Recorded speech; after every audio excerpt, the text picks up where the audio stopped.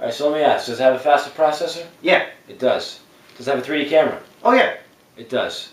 Does it live, stream games live instantly? Yeah, it does. It does. Am I on it? No. Damn.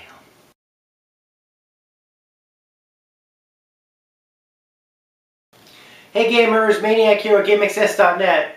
Okay, let's talk PS4. It's coming. We all know it's coming. Sony made a big announcement on Wednesday. I've been sitting on that information for a while, simply because I've been trying to let all my collective thoughts think about it. There's a lot of stuff that I want to talk about here. I want to talk about the hardware, I want to talk about the games, I want to talk about the new technology that they're bringing in, and I want to talk about what they didn't bring up, and stuff that they didn't leave off, or things like that. So, let's get started, shall we? Okay, first off, we're going to be talking about the hardware. Now, here's what's important about the hardware. Can we put up the system specs, please?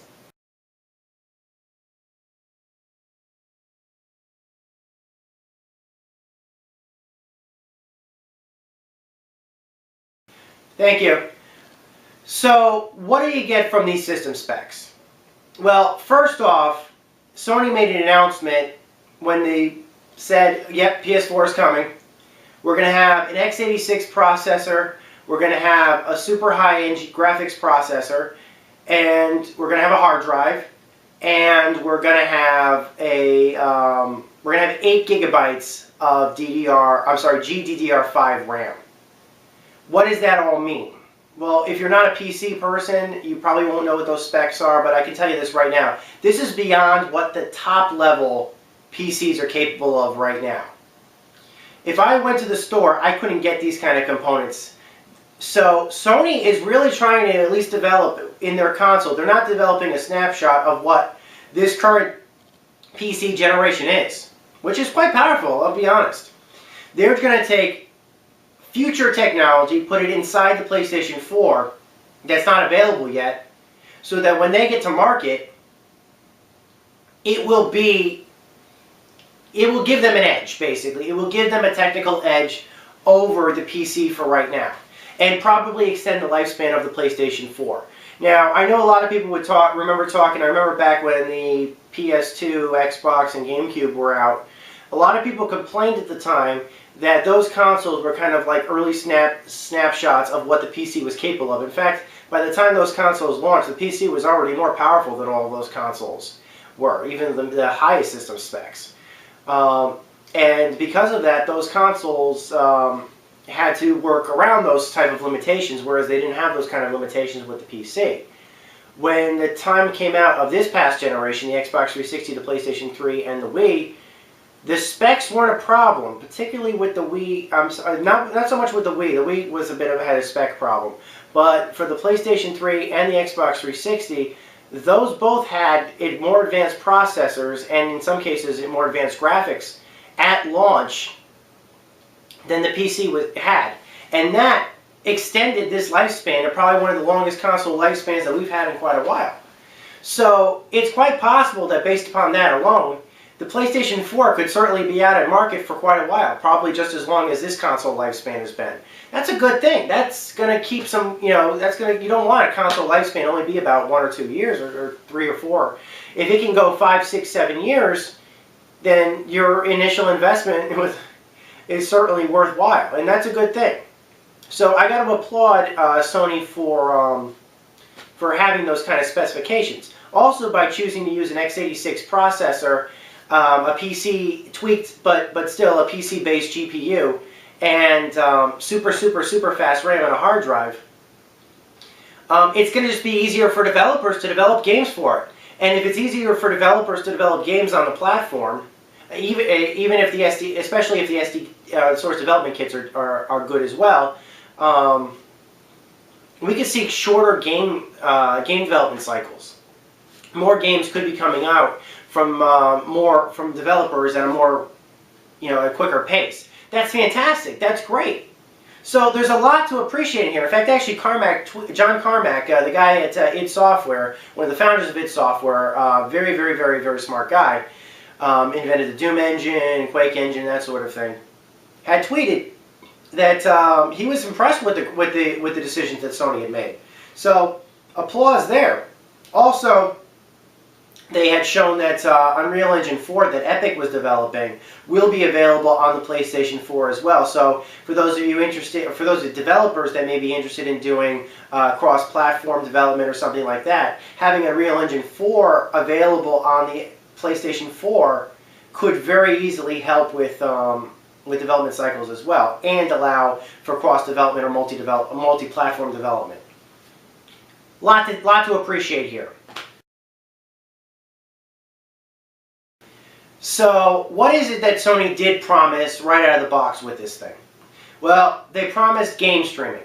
They had bought Dave Perry's Gaikai system a while ago. Gaikai, for those of you who may not know, is a system similar to OnLive. OnLive is a system that uses just a PC box or some other type of streaming device to stream full games to a television with a controller. And similar to how you get your you get your movies on demand streamed to you from either your cable provider or through Netflix or something. OnLive streams full games to your television or your PC monitor without the need of any of your computer hardware actually doing the work. Their servers on their end to do all the rendering for them.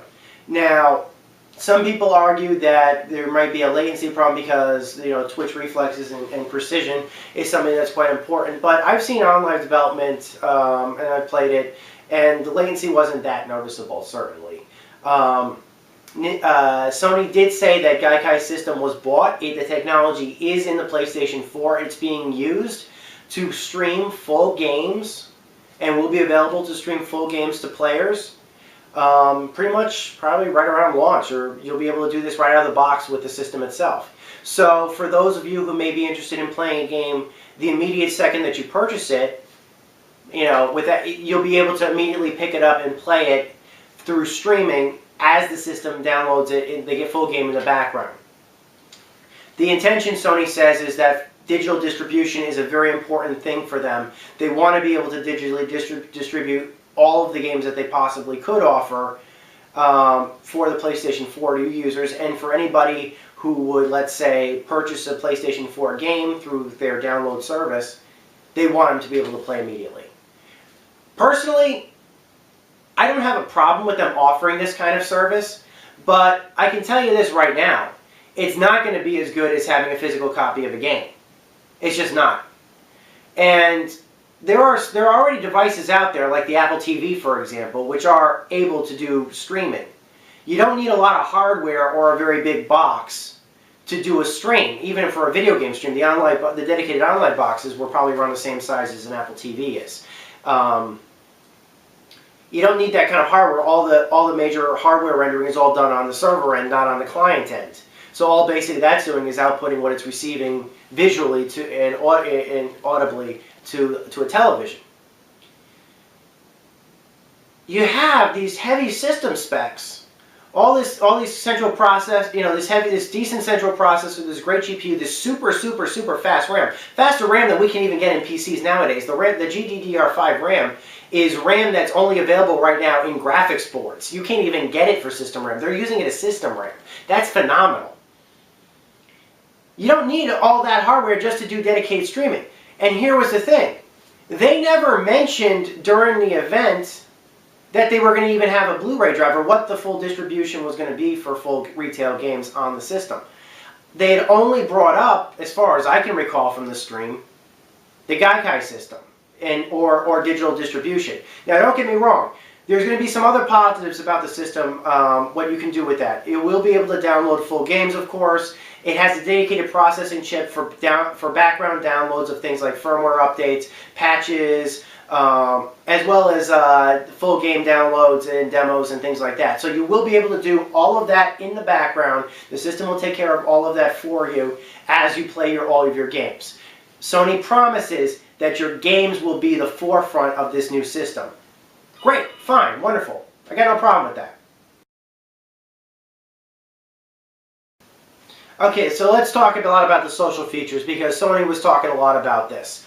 First off, the things that really impressed me in the technical aspects were that it will offer integration with a lot of social serves. A lot of social services that we have out there. They mentioned the possibilities of like Facebook integration, where you could literally, in fact, actually the system has its own internal DVR. Now, they didn't call it a DVR, but based upon the functions that they said you could do, it kept track, just like with a TiVo or something like that. When you watch TV, you can like pause, rewind, backtrack, and things like that, because it does all of that automatically in the background as you're watching live broadcasting. The PlayStation 4 has all those capabilities in the box for your gameplay. So you'll be able to pause your game, go back, save clips of your games, and upload them directly to the internet. They didn't say exactly what services that they would be using. I believe they mentioned Ustream specifically. But I would love to see Twitter, YouTube integration for that sort of thing, because it would be great if I could do one whole gameplay run on something, cut, upload it directly to YouTube from my PlayStation 4, and then post a Twitter link and a site embedded to my website. I want that.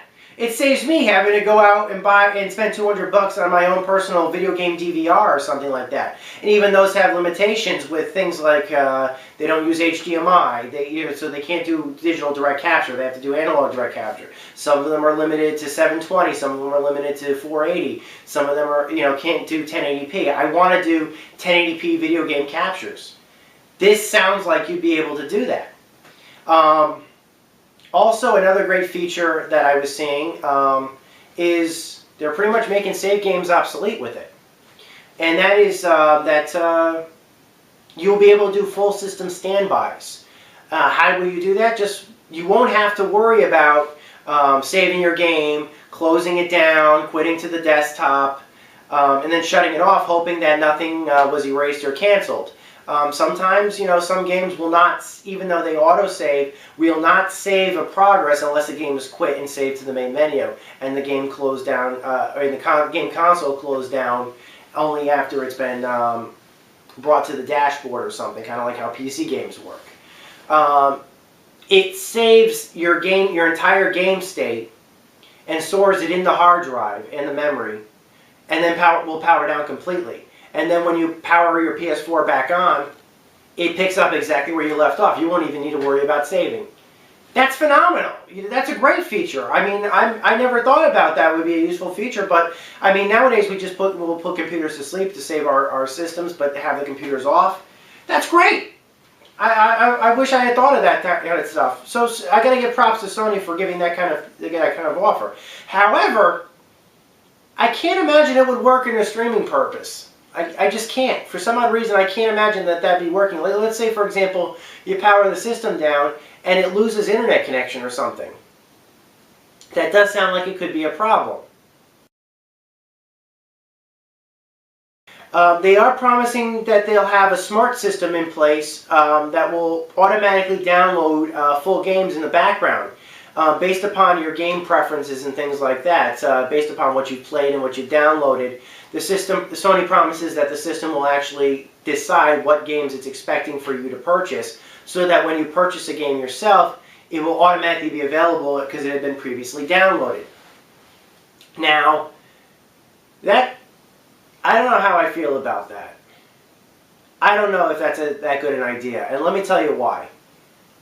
Back in 2003, when Steam was just getting started, Valve Software did something like that when they were releasing the first Steam game to the service, Counter-Strike Condition Zero.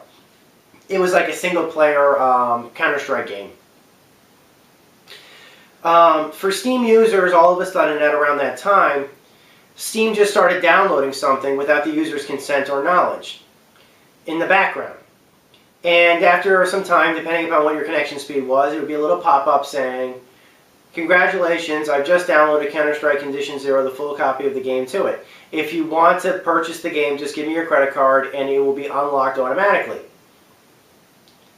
I can imagine that made a lot of people mad at the time. And let me tell you why. This was 2003, so I understand that. High-speed internet was not as prevalent as it is now. I was still on dial-up at the time. So you can just imagine how slow it was probably going to do that download. Obviously, the PlayStation 4 will probably only be high-speed internet only, and that's understandable. And it will not require an internet connection to work. So that immediately says a few things. But Xbox's recommendations are always wrong. Based upon what I play, it always recommends me games that I'm not interested in or already have. So I don't know how well this is. Then on top of that, we don't know how big the hard drive is going to be in this thing. We know it's coming with a hard drive, but we don't know how big it's going to be. So who knows if, I mean, this thing could be filling up hard drive space that the user might want to earmark for future DLC or future game installs or things like that, stuff they want to play. What's going to happen when the PlayStation 4 says out of space because it's downloaded some games that the person has no interest in playing and doesn't even know that it has in the storage? There might be a problem with that. Now, obviously, there's not a problem when it comes to game streaming. That's not going to take up hard drive space or anything like that. But if it starts background downloading of games that the user doesn't want, basically because it expects the user to want it, I think that's kind of a muddy area. I know for a fact that Valve never pulled a stunt like that again. Even when Half-Life 2, a game that everybody wanted, was coming out, they didn't do quiet background downloading of that. The user had to implement had to consent, had to choose. They wanted Half-Life 2 to preload. That sort of thing is not happening. They never did that again. And nowadays, they will only background download games that you've already pre-ordered. They won't background download games that you haven't purchased yet. So, ask Steam how that Counter-Strike stunt pulled, Sony. Because I sure don't know. Okay, the DualShock 4 has been announced. Can we pull up a picture, guys?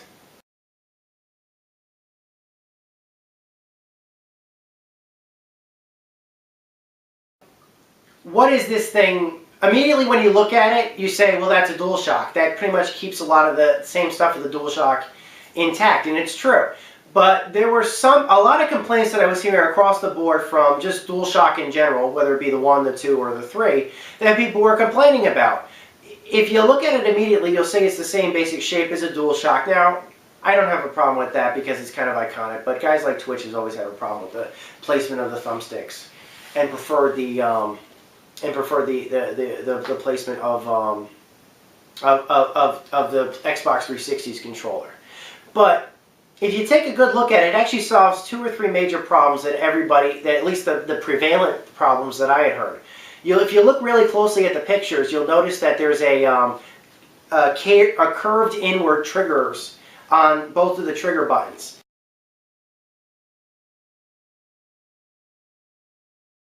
If you look at the DualShock 2 and DualShock 3, you'll notice that they're caved downwards. A major concern that everybody told me was that their fingers would always slip off the triggers. In fact, actually, some games prefer to map the trigger buttons to R1 and L1 as opposed to R2 and L2, possibly because of that. I know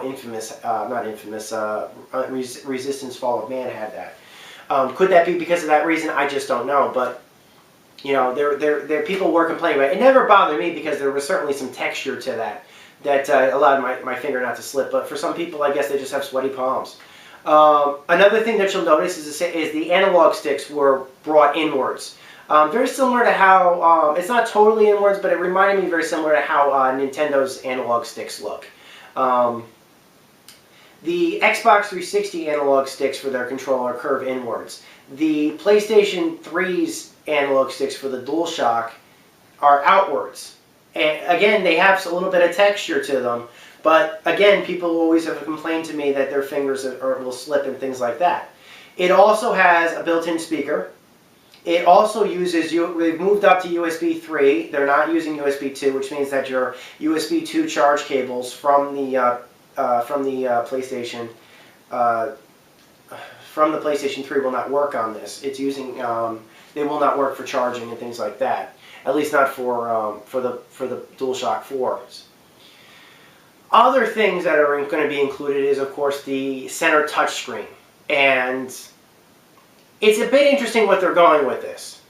The touchscreen is based upon the same touchscreen that you'd find on a cell phone, like the iPhone, for example. It uses a two-touch type touchscreen, which is different than what's in the Wii U touchscreen or the 3DS touchscreen.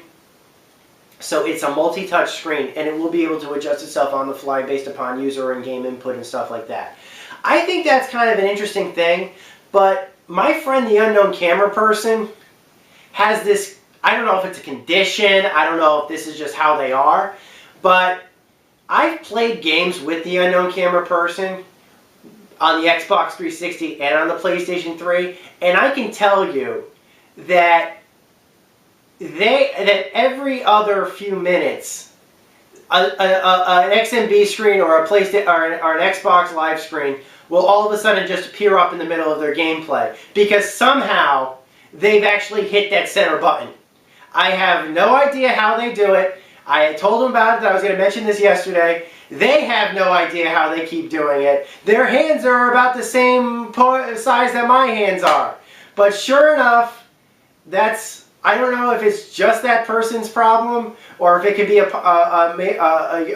problem for other people as well. I just don't know.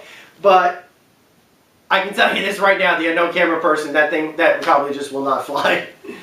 But it doesn't bother me any. I think it's quite interesting. There's still a PlayStation button in the center, probably for home usage and stuff like that. There's no start and select button, but I did see, if I remember correctly, an options button. That could be to bring up special features like the DVR or something like that. I just don't know, and they really didn't bring it to mention. The other important thing about it is that it has a light on the front of the panel. This is to be used in conjunction with the new PlayStation Eye, which is a kind of a hybrid between the Wii sensor bar and the Xbox 360 Kinect. It's got two cameras in the front, which have a wide range of possibilities. Guys, can we put the specs up for that again?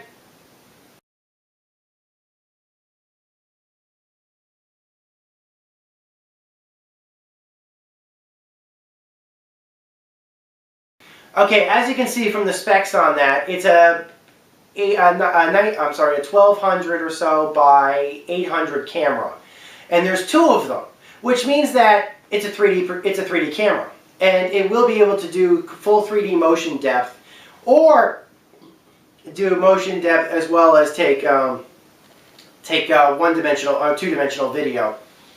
They said that it was going to be pretty wide range. There's a lot of possibilities that they can do with this. This is very similar to what could be done in things like the PlayStation Move. I'm sure it might be compatible with the PlayStation Move controller, the Move Wand. It also reminds me something very similar to what I mentioned when people asked me not too long ago about what I thought of, let's say, the future of the controller. Yeah. This could, I said, I called it. I just feel like, and I saw it, I called it. So, some great things there, certainly. It looks like they might be moving away from just having people flail their arms around or move their whole bodies around without any need of controller to using that in conjunction with the controller. There's microphones on it, 4 microphones in particular, so you'll probably be able to have video chats or cross-game chats and things like this without the need of a headset. But I have been told that a headset jack will be included with it, like a mono headset, and there will be a headphone jack on the DualShock 4, so that's interesting.